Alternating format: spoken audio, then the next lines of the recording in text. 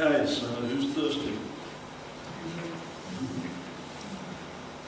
It's interesting, one of the things I was just vaguely remember dreaming about last night, for some reason I was remembering back to the old Pentecostal days.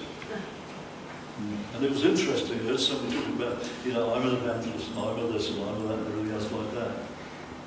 What Abba was saying was, then they call themselves evangelists, they might as well just call themselves used car salesmen.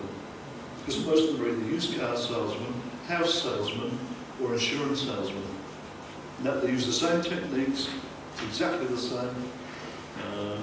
They stand up in front of groups of people every Sunday and basically sell it. One of the things I heard years ago was this guy was given a vision, and it sort of went back to the old slave days in America. And I think the reason he was given this vision is somebody wanted him to go door to door evangelizing. And the vision that came to him is it just showed Yeshua on the block. And that's what they did when they got off the ship in those days. They took the slaves and they stuck them on a block. And they made them inspect their teeth, and they inspected their hair, and they turned them this way, and they turned them that way, and they basically sold them. Look at the muscles, look at the hair, look at the shoulders, and the women, it's like, look at those childbearing hips, and they literally sold them. And that's what he saw, that Abba was showing him, is that these people weren't evangelizing, they were basically treating Yeshua like a slave, and trying to get people to buy him. Well, look at this attribute, look at that attribute, and everything else like that. Look at the teeth, It's just a sales technique. They use all the same sales techniques. All of the positive thinking that we see and hear, all the books about positive thinking, were written by guys that were in the church. At least 2 or 3 of the pastors back from the turn of the century started off this whole positive thinking routine. And it was supposedly evangelism. But now it's become a whole new age thing. Everything's got to be positive thinking, blab it and grab it and all the usual stuff. And pay money and you'll become terribly prosperous. And yeah. If you have and you give and give, you're going to have a life that's just the best out of your boots. It's no different than I signal to people, wait, there's more, I almost expect some of these guys sometimes to say, wait, there's more. We've had times when people were trying to get us involved with Amway. We've never heard of Amway before. But this is a church. There are people involved in the church networking. So they invited us to one of their meetings at some big theatre in Auckland. I can't remember where it was. But I went there and I thought we were supposed to be an Amway meeting. This is a service.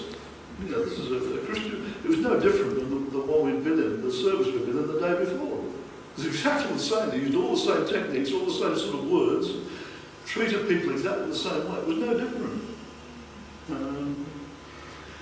We have to get people to escape from that. It's control.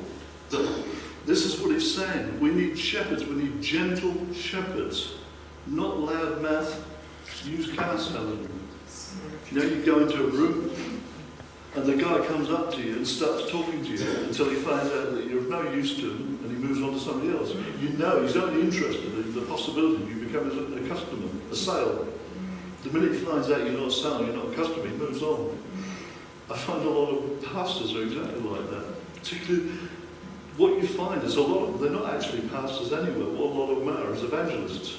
And they're street evangelists, but they become pastors. And I'm not saying this self-righteously, because I've been guilty of it as well.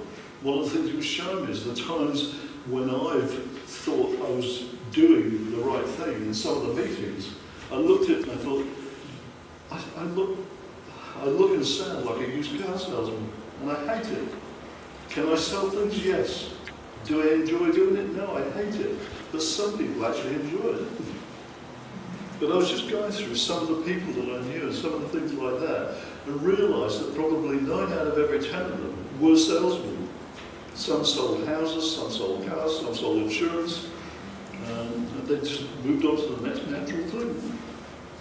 So Yeah, that's just my little beef from my part of my dreams last night. We've got to do better. So thirsty. The festival season is all about supply and demand. It's about the unlimited supply of living water that's freely available. But it's also about the lack of demand for it from multitudes of people dying of thirst. That's the crazy thing about it. It's there, it's available. And people are saying, but we're dying of thirst.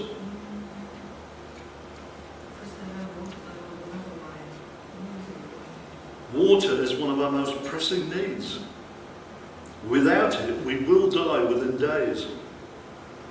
Dehydration occurs at 2% loss of fluid. That's not much. Loss of fluid and salt. Sleepiness occurs at 5%. So it doesn't take much dehydration. Our muscles and skin pack up and we become delirious at 10 to 15%. And anything over that becomes fatal. Is that loss of water you're saying? Loss of fluid, loss of water. Yeah. I remember a couple of years ago we saw this movie about all these guys that had gone to Iraq. And they made them stand outside every morning, gave them a bottle of water and said, drink it. No, sorry, hydrate. And they got sick of it because every morning they had to hydrate with this litre of water and drink the whole thing down. But it saved their lives. It made them efficient. I remember when we lived in the tropics, we had to have these massive great salt tablets. So we had to have salt tablets and we had to drink lots and lots of liquid and stuff. 9 times out of 10 we had to put paladrin tablets in the water to purify it. So it's a serious business. We're very fortunate here in New Zealand. Even when I get a bit fed up with the rain, we're very fortunate about our water supply. I didn't really appreciate it as much as I did when we lived up at Whangaparāoa and we had a tank. And you suddenly start praying for rain a lot more. And when it did rain, you said, oh, praise the Lord, it's raining! Because we knew if it didn't rain, we'd be spending out hundreds of dollars on a water tanker. Yeah.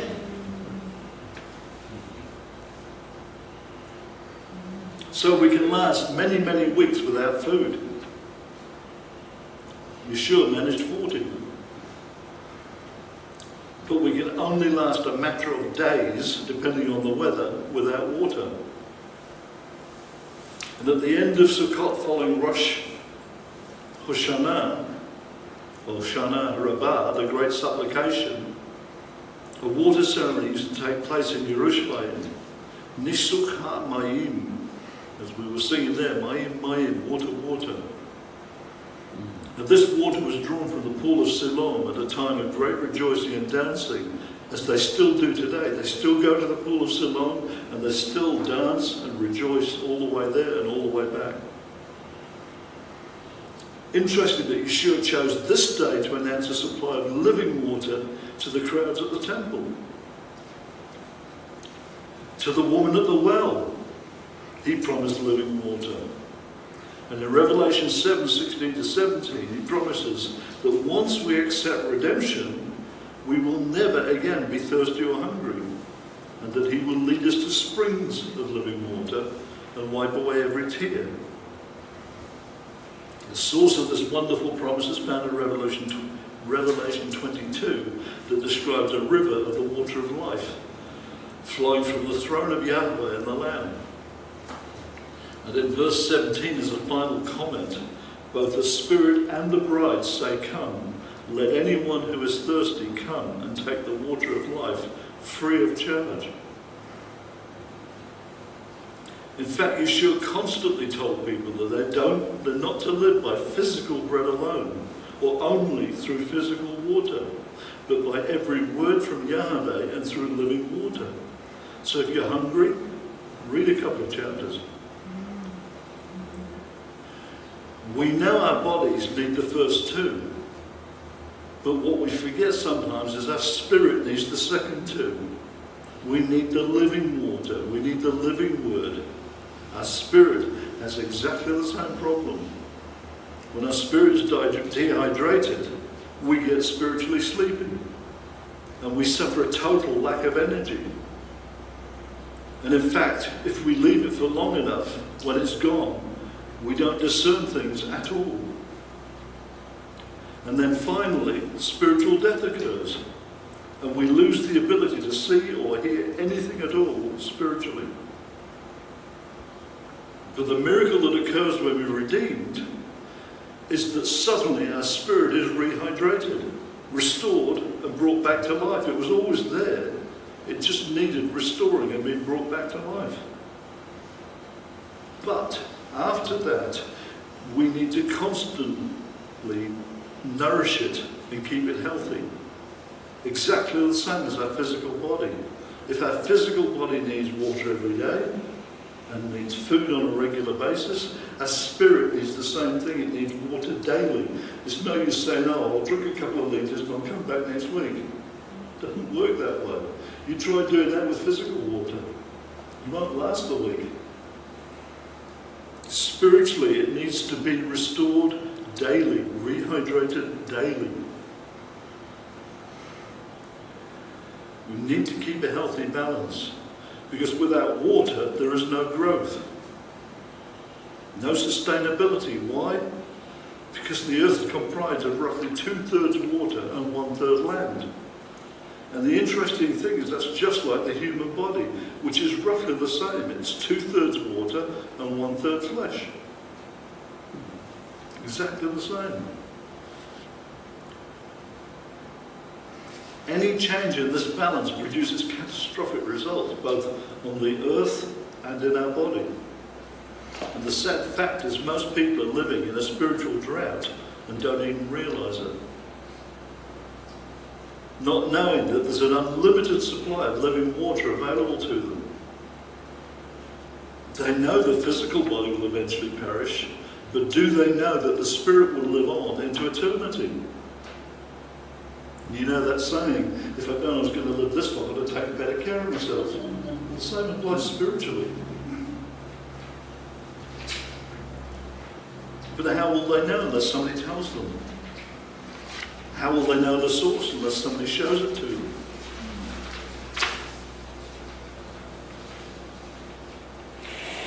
The supply is unlimited. And it's available to those who have a relationship to the source. Those who are citizens of the kingdom. They need to hear that the drought's broken and to come and drink and to tell others. Shalom today is also a celebration of harvest. But we sometimes forget. We keep talking about the harvest, but we forget we are part of that harvest. And Yeshua is looking for our crop. How much fruit have we produced? And is it ripe for picking yet? What does this year's produce look like? And is it a bumper crop? On the day 8, Shemini Atzeret, we sila, we reflect. We celebrate a separate day from Sukkot and look forward to a new beginning as we start the Torah readings afresh and receive ongoing direction from Yahweh. As we reflect on what changes need to be made this year to break and avoid the cycle of failure and achieve the right results. Again, we come back to that thing. If we keep doing the same things over and over again and expect a different result, insanity. Rice and sugar.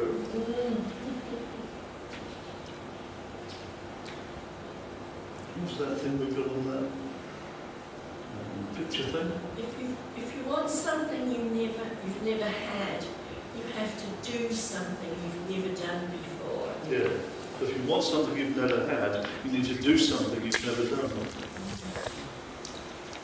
Not rocket science, but sometimes we take a bit of persuading.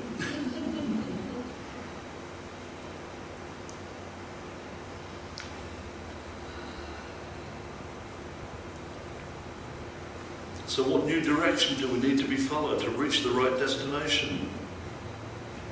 What has to be laid on the altar and left behind that's been holding us back? It may be very precious to us. It may be something that we find very hard, if not impossible, to let go of. But sometimes we just have to be willing to lay it on the altar like Abraham and leave it behind. Why? Because it's been holding us back, but we don't know it. We're still living in the past sometimes. How many lives depend on us pursuing our true calling sooner rather than later, or even never? What's our goal as a Kehilat this year? How do we move forward and outwards? How do we reach both halves of the body, Jew and Gentile, with a message of truth, healing and restoration, and not let all of the critical voices out there try and marginalise us and keep us quiet? They're there. It's time for us to stop circling the wagons in defence. We're not here to be on the defence. We're here to be on the offence. Even as the arrows fly towards us, he said that if we have the armour on and the right shield, we don't need to worry about it. It's time for us to step out and go on the offensive. It's the enemy that's clinging on for dear life, not us. We need to pray for clear direction. Why? Because we need clear answers. We need direction. Because we need to avoid delays. And we need to avoid delays because time's short. The harvest is ripe and the workers are few. It's not a part-time job. It's not a hobby. What we're doing is important. But above all, we need to rise to the occasion and follow our leader's example. Yeshua always was and always is and always will be relevant. There's always going to be some who accept him and others reject him. But what nobody ever did was ignore him.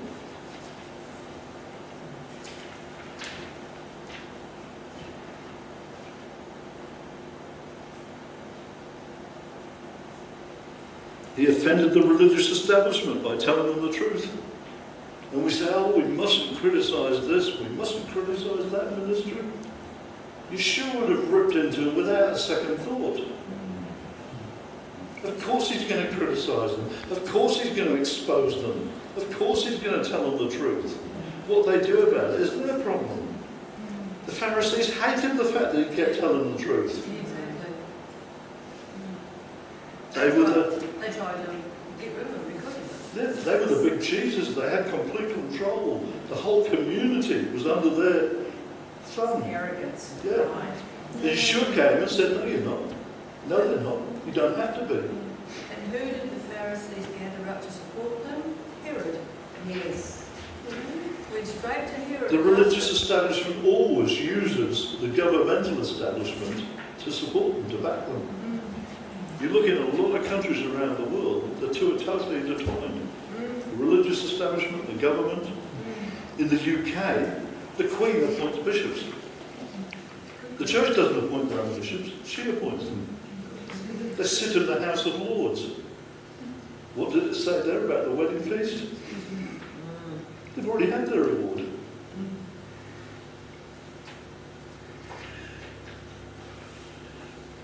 When the two become entwined, they lose their identity with Yeshua. They lose their identity with Yahweh.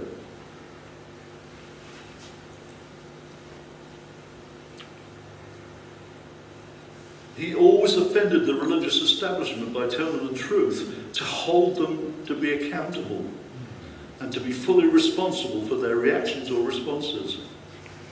And what he always did was left them with a choice to make. He didn't just turn around and say, oh, you're a pack of wolves, which they were. What he did do is he challenged them.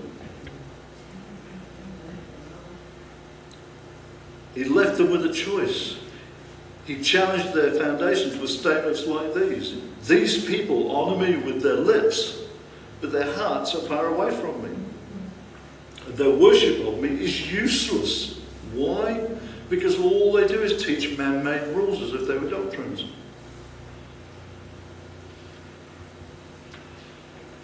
It's a verse from Torah that they all knew, from Yeshayahu 15, and it's still just as relevant today. But we need to take responsibility for what we're doing, and not for what they're not. We are a messianic community. We are a kehilat, a community. What we're not is a retirement community.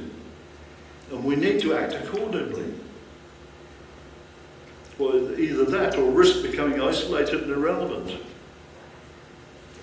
This year, some of you will step up and take responsibility in leadership as you're anointed and released by Yahweh out of your previous comfort zones. There's a lot of people going to get tipped out of their boat this year and into the water. Whether you stand above it or whether you look down and sink is up to you. Watch out, Abraham. Oh yeah. I've stepped out of enough boats. I know what it's like. Everybody's accused me over the years of going overboard, so I'm quite comfortable with it. Yeah, lots of people have accused me of going overboard, so I'm quite comfortable with it. People have accused me of being too enthusiastic. And as a young believer, I used to get very down in the mouth about it. Oh, you're too enthusiastic, but don't worry, it'll wear off. And then one day the Lord showed me that enthusiastic means in God. So I took it as a compliment out of that.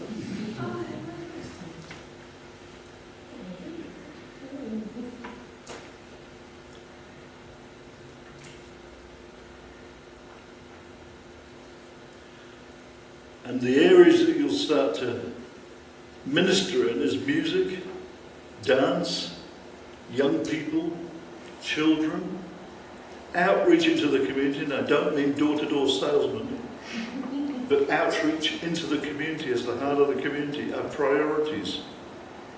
As our teams are brought together and individuals that have the right vision are encouraged and released. As resources become available to make ministry goals. But of course, we can't form teams, we can't bring them together, we can't do these things until they come in and become part of the vision. So we need to pray for that to happen. But how does that work if they don't know about us, if we haven't gone out yet and let them know? How can they come until they... Again, this is why we need to talk to people, this is why we need to get more proactive this year.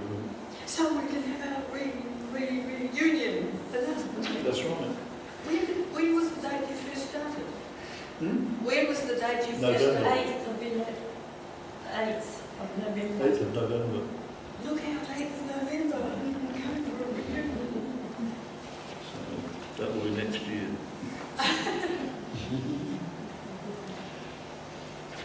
And we know because Yahweh was one of the first people to step through the door and served it.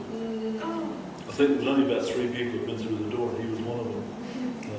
And then he was followed by about another 45 people. And then he said to us, I've been praying for this for 13 years, but I didn't think it was possible. So we're here because of him. We're just the fruit of his prayer.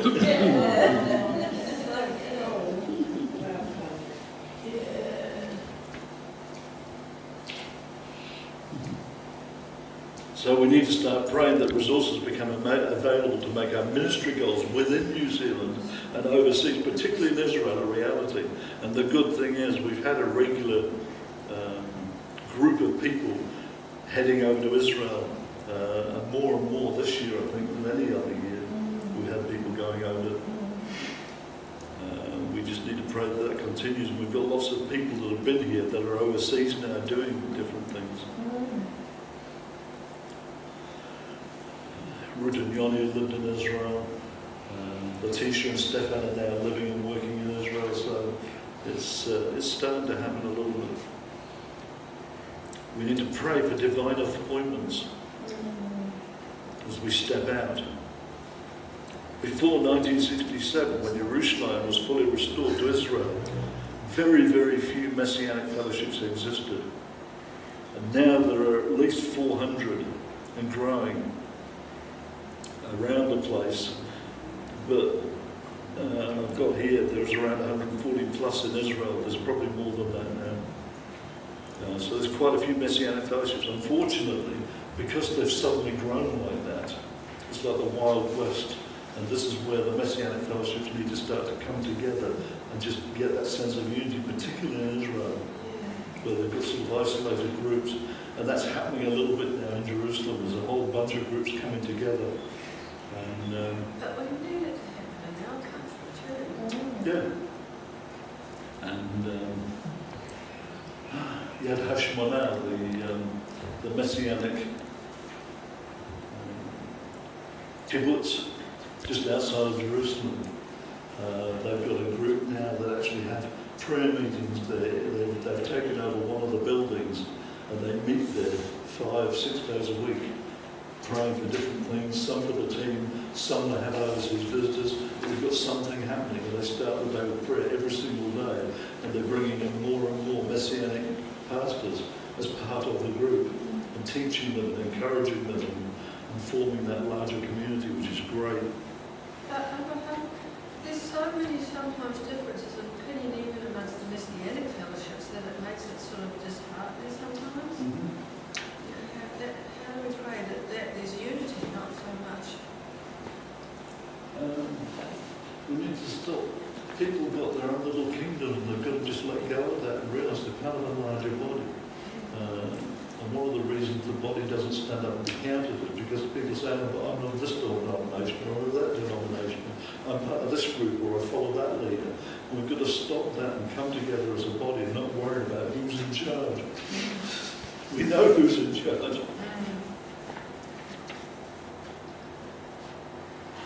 So that's something to pray about. Start to pray for direction, start to pray for visions that the Lord gives you as He gives you some of the solutions for these things and gives us directions to pray in.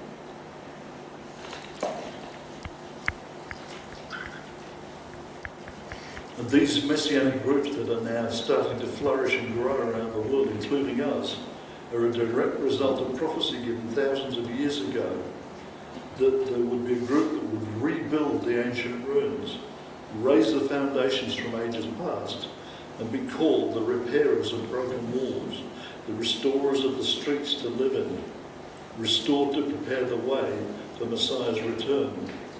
So Shalom Chag Sameach Sukkot. Have a great festival. Shalom. Shalom.